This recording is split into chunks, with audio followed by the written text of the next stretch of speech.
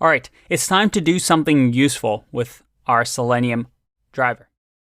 We want to try and grab this input, put some text in it, then click on Show Message, just like we would on our website, maybe where we're trying to sign in automatically to test the sign-in functionality or to test some sort of a form functionality in our app. How can we do this? Well, let me clear this first, just so we have a clean palette, and start with a few things. The first thing I like to do when working with Selenium is to make sure that as we progress through the code, we're doing things correctly by using these assert commands. So I can say assert, and we want to assert that this button text, which we're going to use, which is show message, we want to assert that this show message actually exists on our page.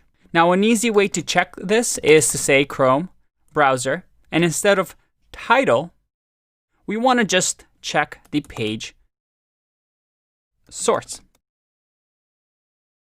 And page source is simply, if I right click here and look at the view page source, is simply the HTML version of the entire website that we see, which should have the show message button.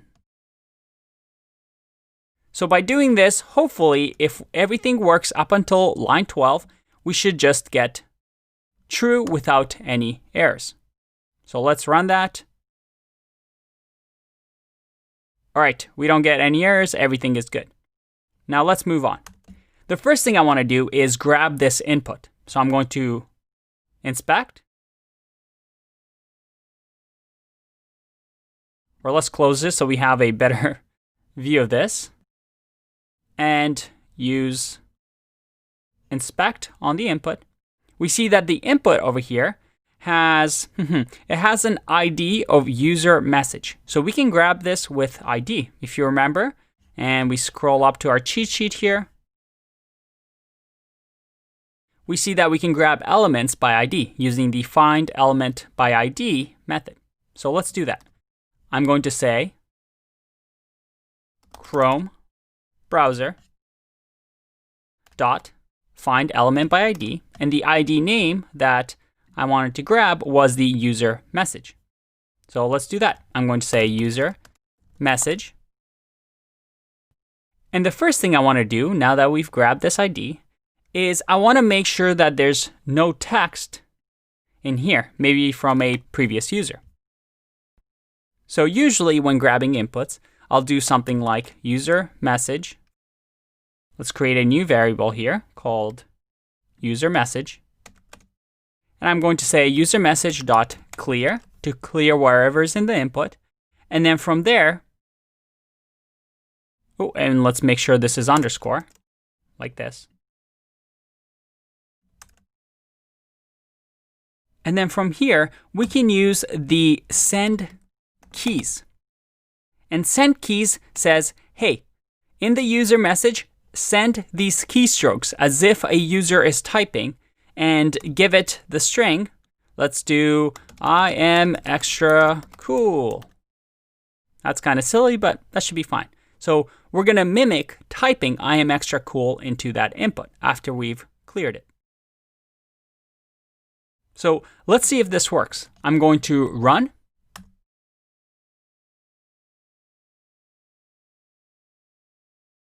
Whoa, how cool is that? Do you see that? We just automated typing into a box and it says, I am extra cool. Awesome. Now the next step is we want to grab this button and then simulate a click on it so that your message gets displayed on here. If I click show message, you see that I get this printed. Let's close some of our browsers because I feel like we have a ton of Selenium browsers open right now. That's better.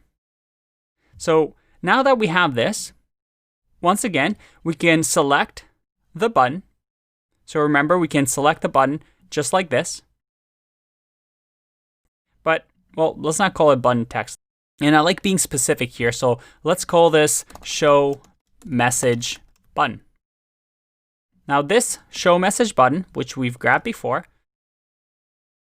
the first thing we want to do is to, well, simulate a click. Just like that. So we send keys and then we click. So let's see if that works. I'm going to save this and run.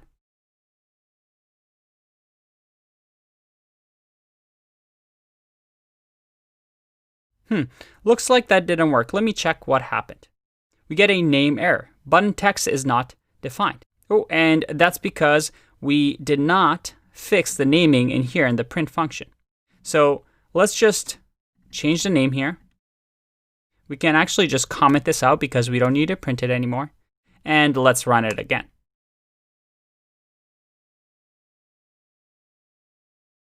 Whoa, did you see that? Also, did you notice how fast that happened? I am extra cool. It got click show message and now my message appears. Very, very cool. Let's say that we wanted to grab this information. What can we do? Well, once again, we can right click. So let's use our default. Let's right click, inspect. And you can guess by now that this is starting to get easy. We see that we have the ID of display. So we're going to grab that and say this is going to be the output message. And the output message will be the Chrome browser dot find element by ID and give it the display. And maybe now, to verify that this is working, I'm going to do an assert method and say, hey, I want to assert that the I am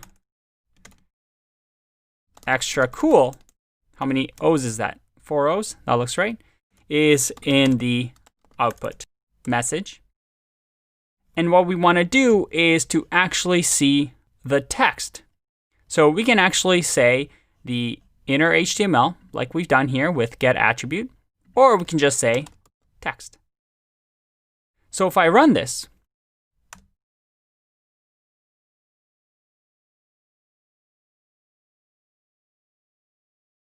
no errors, everything is working. Now, this is a simple example, but did you notice how fast everything happened? I mean, if a human was to do this, you'd have to select here and type this in. Then you have to click show message, and then your message finally gets displayed. The reason testing automation is such an important part of software development is that you can do things really, really fast. You let the machine control the browser extremely fast so you can test as many times as you want, millions of times. You can simulate clicks, you can enter information, just anything that a human can do, Selenium lets you use as well. Now I want to show you one other way to select that is very, very common.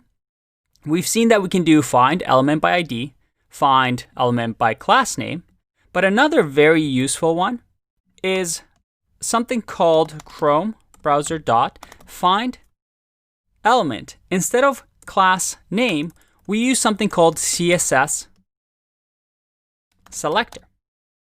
And CSS selector, we're not going to learn CSS here, but CSS in a browser is the styling that you get. So for example, if I was to look at the button and I do inspect, you see that the class has button default. And in a class, this is what we call CSS. This tells it, hey, these are the styles that we want. You can see over here in the styles tab that we have button default and button. And this controls our styles on a web page. For example, if I uncheck this, my button, well, now has no styling. If I uncheck some of this as well, again, the button styling goes away. So we're actually able to use CSS selectors, again, something that you can Google on your own, or I teach my other courses, to actually grab this. So the way we would do something like this and grab button default is to use the, let's say, CSS class dot button. And this is a CSS selector. For example, if I wanted to grab all buttons that are under the form get input, which is ID get input, then I would do pound, which stands for ID, get input. and then say all forms that have the ID get input and anything that is a child button, I want you to grab. So that if I do user message or user button, I'll say 2 here. If I print this out now and say user button 2, this should have been selector, not select. Let's fix that.